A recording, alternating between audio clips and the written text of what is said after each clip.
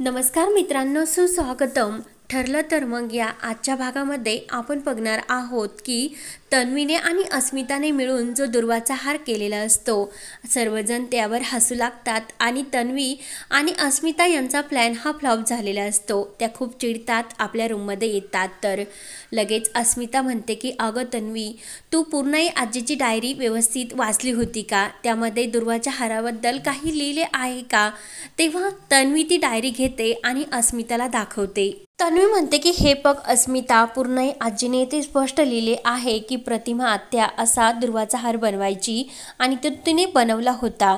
तर अस्मिता म्हणते की अगं, त्या डायरीमध्ये असे स्पष्ट तर लिहिले नाही ना, तर जगामध्ये प्रतिमा आत्याच हा हार गणपतीसाठी बनवायची. अस्मिता म्हणते की तन्वी, आपल्याला अशा गोष्टी करायच्या की ज्या फक्त प्रतिमा आत्याच करायची आणि त्या सर्वांसमोर तुला करता येतील त्या गोष्टी. तन्वी म्हणते की अस्मिता, ही डायरी मी पुन्हा चांगली वाचते. तर लगेच अस्मिता म्हणते की अगं तन्वी, खरंच तुझ्यावर किती अशी वाईट वेळ आली. तू तुझ्या आईची म्हणजे प्रतिमा आत्याची खरी मुलगी आहे हे सुद्धा तुला प्रूव्ह करावे लागते. खरंच तुझी मला खूप वाईट वाटते. आणि हे सर्व त्या सायलीमुळे. ती रस्त्यावरची मुलगी जेव्हा ज्या दिवशी आपल्या घरात आली, तो दिवस खरंच माझ्यासाठी खूप वाईट दिवस होता असे अस्मिता पण म्हणते आणि प्रिया सुद्धा म्हणते की माझ्यासाठी सुद्धा.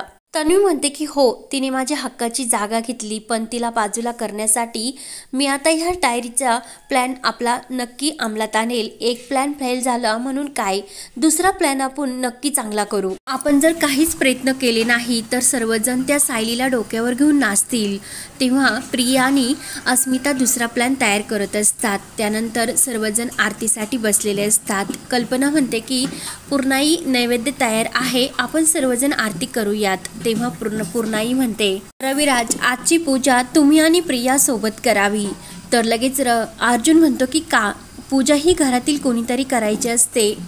कल्पना मनात म्हणते की खरं तर आज हा मान सायलीचा आहे, कारण ती या घरची सून आहे ना, मग पूर्णाई अशा का करत असतील.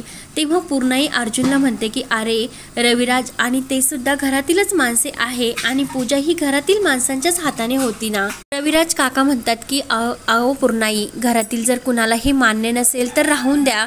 तर पूर्णाई म्हणते की माझ्या शब्दाला या घरात काही महत्त्व आहे की नाही. घरातील 5 पूजापैकी एक मान हा प्रतिमा आणि तुमचा असायचा. मग आज प्रतिमाची मुलगी इथे आहेत, मग तिने पूजा केली म्हणून काय बिघडले. प्रिया मात्र खुश होते आणि पूर्णाई आजीला म्हणते की थँक्यू पूर्णाजी, आणि शेवटी ही माझ्याच घरची पूजा आहे आणि तुमच्यामुळे मला तो मान मिळतो. तर लगेच अर्जुनला सुद्धा राग येतो. तर प्रताप म्हणतो की अर्जुन, जरा कपाळावरच्या आठ्या कमी कर. आणि पूर्णाई जे म्हणते तेच होईल. त्यानंतर लगेच सायली म्हणते की सर, रविराज काका प्लीज उठा, आणि पूजेची सर्व तयारी करून ठेवली आहे, पूजा करून घ्या. म्हणून सायली ही अर्जुनजवळ येऊन उभी राहते. तर अर्जुन हळूच आवाजात म्हणतो की पूर्णाई आजी जरा आतीच करते. तर लगेच सायली म्हणते की अहो अर्जुन सर, हा पूजेचा मान त्यांचाच आहे, प्रतिमा आत्याची मुलगी म्हणून. अस्मिता आणि प्रिया मात्र खूप खुश होतात. अस्मिता म्हणते की प्रिया जा, पूर्णाई आजीने सायलीच्या नाकावर टिचून हा मान तुला दिला. तर पूर्णाई आजी ही रविराजला उठवण्यासाठी सांगते. त्यानंतर प्रिया ही खुश होऊन रविराज काकांसोबत ही पूजेचा मान घेण्यासाठी गणपती बाप्पाच्या समोर येते आणि मनात ती म्हणत असते की खरंच तन्वी म्हणून ह्या घरातील माझा मान खूप मोठा आहे आणि सायली त्याचा जागा कधीही घेऊ शकणार नाही, म्हणून ती मनाशी खुश होते.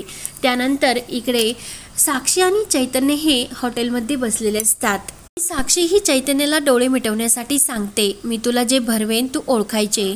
तेव्हा चैतन्य आपले डोळे मिटतो. तर साक्षीने उकडीचे मोदक हे बनवून आणलेले असतात आणि ती चैतन्याला भरवते. तेव्हा उकडीचे मोदक पाहून चैतन्याला मात्र खूप आनंद होतो आणि साक्षी तू स्वतः बनवले का असे तो साक्षीला विचारतो.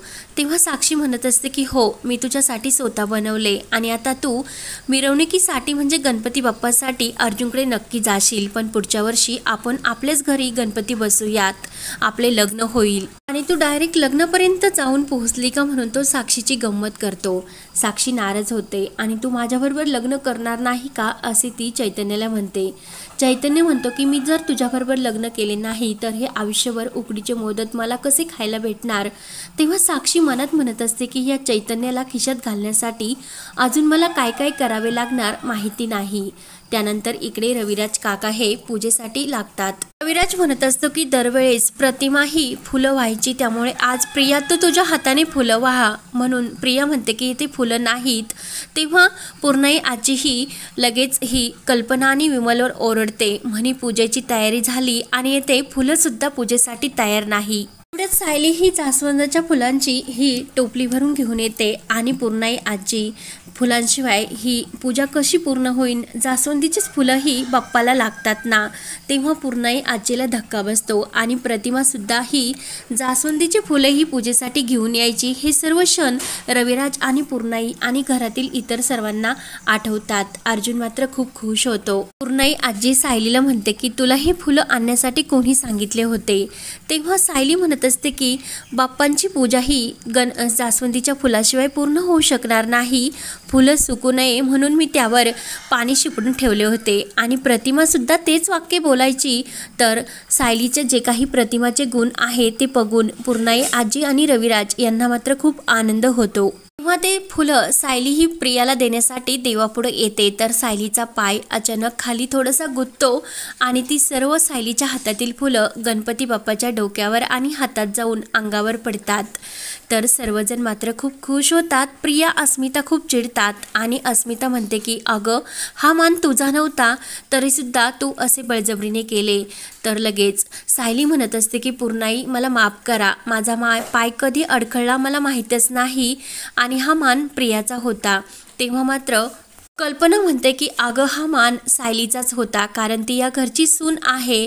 तर प्रिया ही म्हणजे तन्वी आपल्या मनात म्हणत असते की ही प्रतिमाची मुलगी आहे आणि गणपती बाप्पा हे मुद्दाम तर घडून आणत नाही ना। लगेच अर्जुन म्हणतो की अस्मिता ताई तुला सायली सांगते ना तिचा पाय अडखळला आणि मग तू तिच्यावरच आरोप का करतेस।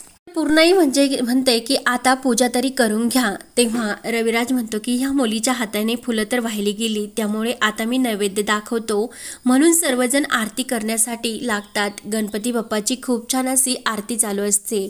रविराज काका हे निरंजन ओवाळत असतात आणि ते तन्वीला हे निरंजन ओवाळण्यासाठी खुणावतात। तेव्हा म्हणजे खोटी तन्वी ही पुढे निरंजन घेण्यासाठी येते तर तेवढ्यात तिच्या हाताचा धक्का लागून ते गणपती बाप्पांचे निरंजन हे खाली पडायला लागते। तेच लगेच सायली पुढे येते आणि ते निरंजन झेलते। तेव्हा मात्र सायलीला हा आरतीचा मान सुद्धा खऱ्या तन्वीलाच मिळालेला असतो। सर्वजण आश्चर्याने हे सायलीकडे बघत असतात। तर प्रताप मनात विचार करतो की मगाशी सुद्धा याच मुलीच्या हाताने फुलं वाहिली गेली आणि आता आरतीचा मान सुद्धा हिलाच मिळाला, नक्की काय चमत्कार आहे हा सर्व। प्रियाचा मात्र खूप चेहरा पाहण्यासारखा झालेला असतो आणि आता आरतीचा मान सुद्धा खऱ्या तन्वीलाच मिळाला, त्यामुळे आता ही म्हातारी आणि हा रविराज नक्की यांच्या मनामध्ये ह्या खऱ्या तन्वीविषयी ही माया निर्माण होईल, कारण आज जे काही होते ते बाप्पांच्या चमत्कारामुळे सर्व हे खऱ्या तन्वीलाच मिळते। अर्जुन आणि कल्पना मात्र खूपच खुश होत असतात आणि सायली ही आपले खुश होऊन निरंजन ओवाळत असते। त्यानंतर सायली सर्वांना आरती देत असते आणि पूर्णाई आजीला म्हणते की माफ करा, आरतीचा मान माझा नव्हता, पण पंचारती जर खाली पडली असती तर आपण सर्वजणच नाराज झाले असतो आणि पूजेत खंड पडायला नको म्हणून मी पंचारती ही झेलली आणि आरती ही मी घेतली। अस्मिता चिडते आणि पूर्णाई आजी ह्या मुलीला तर पूर्णाई आजी अस्मिताला शांत राहण्यासाठी सांगते आणि आरती घेते आणि कल्पनाला म्हणते की सर्वांना प्रसाद दे आणि जेवणाची तयारी करायला सांगते। सायली मात्र खूप खुश होते।